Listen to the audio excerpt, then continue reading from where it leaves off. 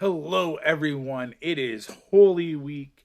Um, Today, we are going to be reading through the book of Matthew, chapter 20, as we venture through the story of Easter and why it's so important, which is a bit of a weird place to start off, I will admit. Um, but we'll get into why I decided that when we get there. But first, we're going to read Jesus is Calling for today, March 30th. I'm taking care of you. Trust me at all times. Trust me in all circumstances. Trust me with all your heart. When you are weary and everything seems to be going wrong, you can still utter these four words: I trust you, Jesus. By doing so, you release matters into my control. You fall back into the sanctuary of my everlasting arms. Before you arise from your bed in the morning, I have already arranged the events of your day. Every day provides many opportunities for you to learn my ways and grow closer to me. Signs of my presence brighten even the dullest day when you have eyes that really see. Search for me as for hidden treasure. I will be found by you. And that was inspired by three different sections of the Bible. Trust in the Lord with all your heart. Lean not on your own understanding. Proverbs 3:5. The eternal God is your refuge, and underneath are all the everlasting arms. He will drive out your enemy before saying, destroy him. Deuteronomy 33:27. Then lastly, you will seek me and find me. When you seek me with all your heart, I will be found by you, declares the Lord, and will bring you back from captivity. I will gather you from all the nations and places where I have banished you, declares the Lord, and will bring you back to the place from which I carried you into exile. Jeremiah 29:13 and 24 and 14. Sorry. Don't know where the two came from. But yeah, I like that idea of searching for God and finding, like, that's a guaranteed treasure that you can find. And welcome, Sarah. Awesome having you join again today. We're going to be reading through Matthew 20. Part of the reason for us going through Matthew 20 is it is Holy Week. It is one of the best weeks in the Christian calendar, in the Jewish calendar, in the Catholic calendar. It's a very important week, and to me, it's bigger than Christmas. But there's a lot of sacrifice and a lot of heartache and a lot of hopelessness, like what we saw with David when they took God, and how it seemed like it was their darkest hour, yet victory came in that darkest hour. And God is in control even in that darkest hour, even when Jesus walks into it. So as we get into chapter 20 here, it's laying out the groundwork that God knows what's going to happen even before it happens. It's getting into that I know what I'm stepping into and I'm willing to do it for you. And like I've been saying throughout all of, like, the Bible study, especially as we ventured through First and Second Samuel, God is willing, not only willing, but wanting to step into our mess. Our lives are messy. We have trouble, and God's willing to step down from heaven and to get involved in our mess. And I think as we start out the Easter story, it's important to start off with Jesus kind of laying it out and putting it before his disciples what was going to happen. So yeah, we're going to start with Matthew chapter 20. These are the words of Jesus translated into English. A parable of the vineyard workers. For the kingdom of heaven is like the landowner who went out early one morning to hire workers for his vineyard. He agreed to pay the normal wage and sent them out to work. At 9 o'clock in the morning, he was passing through the marketplace and saw some people standing around doing nothing. So he hired them, telling them he would pay them whatever was right at the end of the day. So they went to work in the vineyard. At noon again, and at 3 o'clock, he did the same thing. At 5 o'clock that afternoon, he was in town again and saw some more people standing around. He asked them, "Why haven't you been working today?" They replied, "Because no one hired us."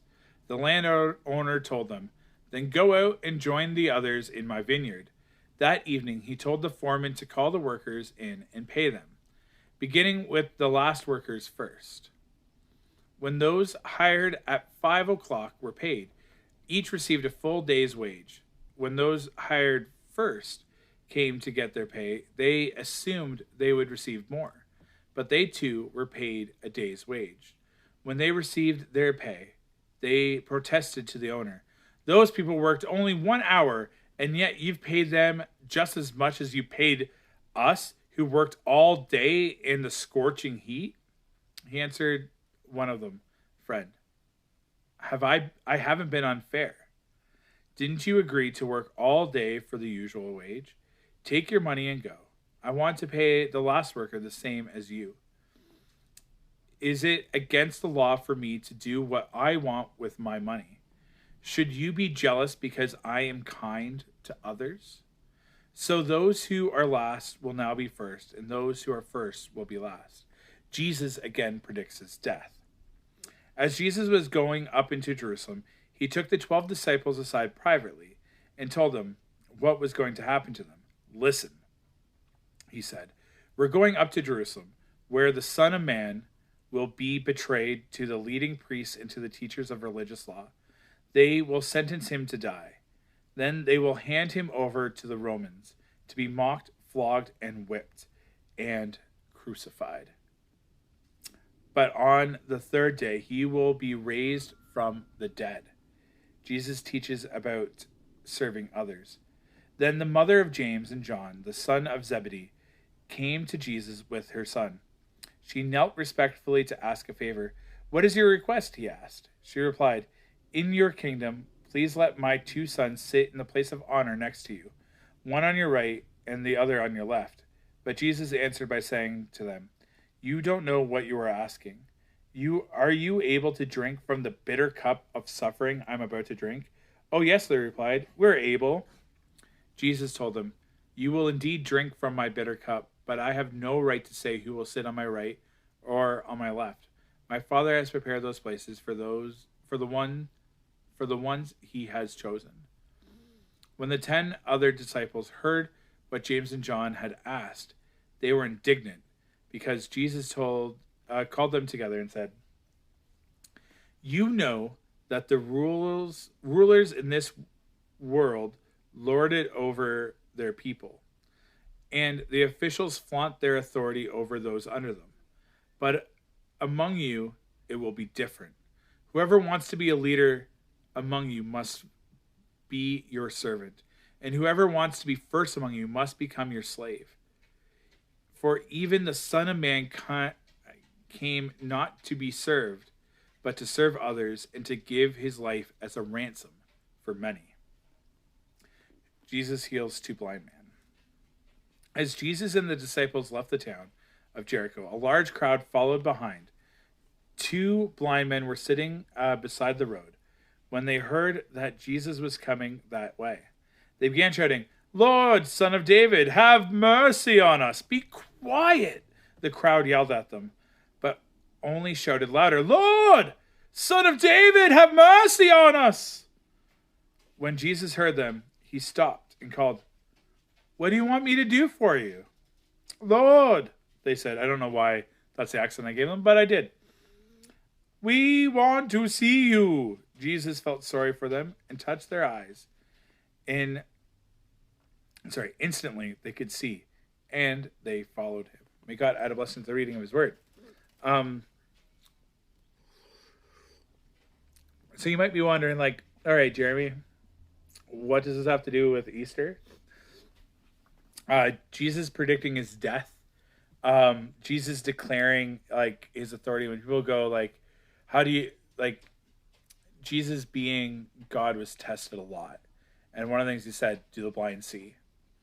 And so as they could see and they followed him, um, they like it shows like yes, this is God.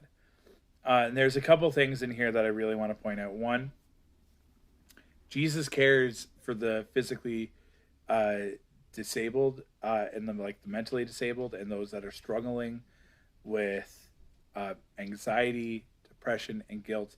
And we see that coming into it right here with Jesus healing the two blind men. He saw them and he did what they wanted. But here's one of the key things, and something that I think a lot of Christians really where we fall short. Jesus didn't say, "Oh, you're blind. Let me heal your blindness." That's not what he did at all. He said, "What?" I'm going to quote him. "What do you want me to do for you?" He asked, "What is it that you want me to do? You're calling out to me. What is it?" He didn't go in assuming that he knew exactly what they wanted and what they needed. He asked, not only for permission but for their help. And I think that's really really important. So many times we see people that aren't in the same place as us and aren't going through like a similar struggle, and we're like, well, we have to help them out with that, and like we project ourselves on them without actually letting them be them. And I think that's a really important thing that we see God doing. And even in the parable of the workers, which that has a ton of stuff, and we could spend a ton of time just on that parable alone. But we see that Jesus sees through all of that stuff, and everything is his to give. Um, and he's willing to share that with us, and not to be guilty when, if someone grows up in the church and they do stuff, and get saved, and those who, you know, um, are came to God afterwards were grafted in. Throughout history, it was more of a privilege, and you had more authority if your parents grew up in the church and raised you in the church. Nowadays, it seems to be the opposite side, where it's like, hey, this guy was a biker gangbanger and he did all this stuff, and now aren't they more special? But at the end of the day, they're not more special. We're all given the same free gift from God. That equality under God is a big thing. But then, like, that landowner was like, yeah, it's free to give, but he's still going and he's doing it of service and charity, and we get to see that too. Christians should be leaders by serving, first and foremost. And that idea of stepping down out of those positions of power and authority to care for others is so massive. And it's such an integral part to lay down your pride in order to help somebody else out. And that's what Jesus calls us to here. But the big thing with this is Jesus predicts his death. He lays it out what's going to happen before Holy Week even starts. He lays down how a lot of the trouble is going to come, how he's going to be betrayed to the leading teachers and priests, that they will sentence him to die, and they will hand him over to the Romans to be mocked, flogged, whipped, and crucified. He knows that there's going to be a lot of pain for him. And not only does he know that by doing that, he's going to step in and he's going to lay down his life for us, but like he shows up knowing the cost. Jesus lays out what's going to happen, and he goes, Corey, Ryan, Sarah, you are worth it. And I'm going to lay down my life so you can be reconciled back to God. And we see that being played out. And yeah, it's pretty awesome. So on that note, let me pray, and then let you guys get on with your beautifully sunny yet windy day. AJC, I thank you so much that you know what's going to happen. You know what's in the future, that our lives this world is in your control, that nature works together for your glory, and for you knowing what's going to happen to you and stepping into that mess, into our mess, into that, knowing that you're going to get beaten and bloody and lay down your life for us. You did it willingly to rescue us while we were still sinners, while we were still broken people, to offer us a hope and offer us salvation and a life outside of the one that we chose and found ourselves in. Lord, you help us to find joy in the mundane. You help us to find joy in the pain. You help us to find joy in the joyful times. You elevate our lives to that next level so that we can live life in the fullest. But in this current struggle that we're going through, you offer to walk with us. You sense our sorrow, and you wait, and you ask, and you go, how do you want me to help you?